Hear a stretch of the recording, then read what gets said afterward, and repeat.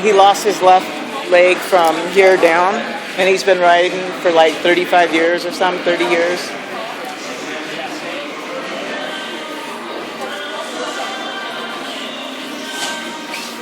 Yeah, anyway, so I found that out, and then the night before I came to Rick Faye, and I'm just like, I couldn't believe it. His pelvis got crushed and dislocated from his spine.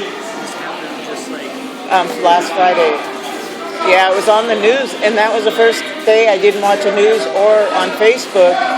Because a lot of us friends are on there, and he's in a sober biker group, the Hombres, and I got some friends of him and some other friends in that, and I was like, I went on Facebook once just to see if anybody was like private messaging me, and I seen a picture of him and his friend because he loves Star Wars and the costume stuff, and he was in the costumes, and I go, it looks like you guys are doing the bump. I was kind of making a joke because that's the only close I seen.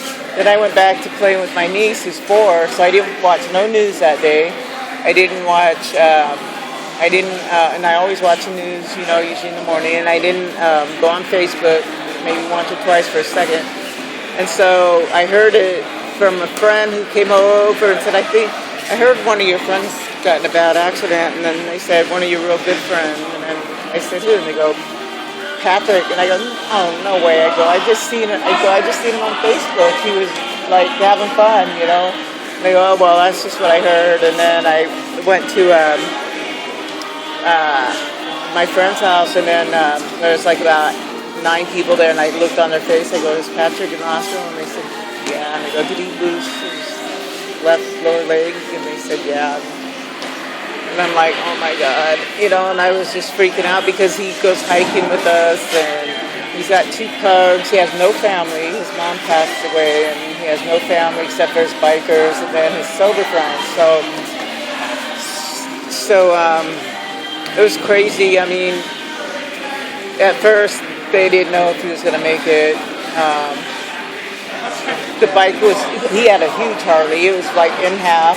So part of his body being crushed, it ran right over him, and